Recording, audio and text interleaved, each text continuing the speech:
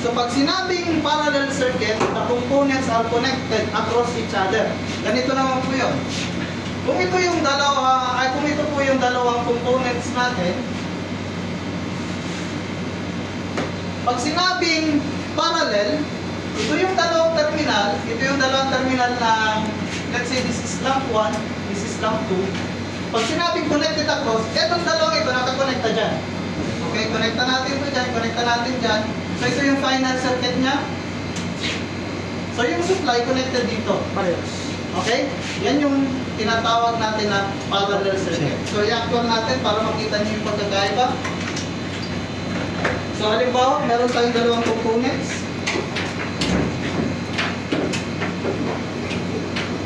So ito yung isa. Series. I-connect ako dito sa terminal niya. Tapos yung isa, connect ako dito sa parallel ko siya. Naka-parallel na to. Okay, kung mapapansin nyo, yung dalawang terminal na ito konektado dito. So dito natin i-connecta yung supply. Is either dito or dyan. Okay, so ito yung supply natin. Connecta natin dito. Tapos yung isa dito. So naka-parallel na po yan.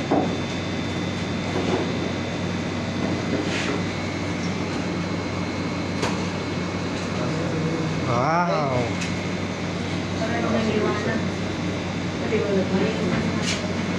Parehas na silang maliwanag. Sa parallel circuit, ang voltage is constant. Ibig sabihin, kung ano yung applied voltage dyan, yun din yung voltage across each lamp. Halimbawa, dito, yan din yung voltage dyan kasi nakakonekta parehas sila sa source. Okay?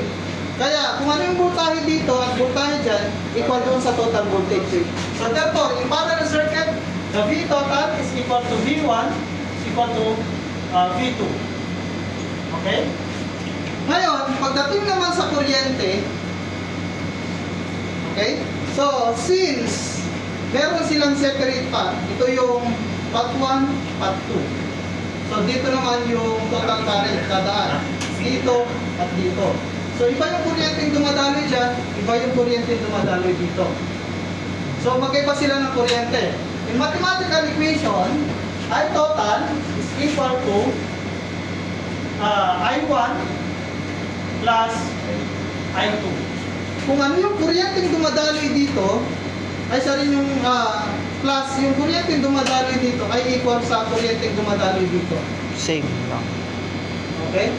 So, yan yung sa yan yung sa parallel circuit. Pagdating sa resistance, ang lagi nyo lang tatandaan ay yung total resistance doon sa parallel circuit, okay, ay mas mababa doon sa pinakamababang resistance ng, okay, ng isang component na naka-series. Halimbawa, so ito yung, ang resistance nito for example ay 160, ang resistance naman nito ay 80. So, yung total resistance ay mas mababa pa sa 80. Okay? Para ma-compute nyo yan, so gagamit kayo ng formula na R total is equal to 1 over R1 plus 1 over R2. So, ganito po yung mathematical equation. Kapag gagamit kayo. Pero, ang tatandaan nyo dyan ay sa parallel, yung total resistance ay mas mababa pa doon sa pinakamababang resistance ng component na nakaparallel. Okay? So, halimbawa po ito ay 80, ito ay 160, yung total maaaring mas mababa pa siya sa 80. Okay? Pag nagtetest po kayo doon, kung tama ba yung connection nyo kapag nakaparallel, malalaman nyo naman po kung tama sa pamagitan ng pag-test ng resistance. Okay? Yan po yung sa parallel Series. circuit. Okay? So, ito po yung tinatawag na parallel.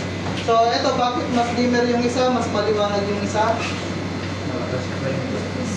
Yung watts niya, sir, watts. So, yung power rating po nito, ito ay 25 watts. Ito naman po ay 50 watts. Nabura lang kasi. Okay?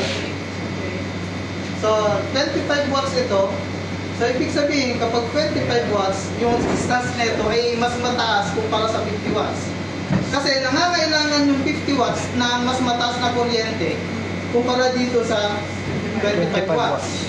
So mas dimmer yung 25 watts kumpara sa 50 watts. Okay?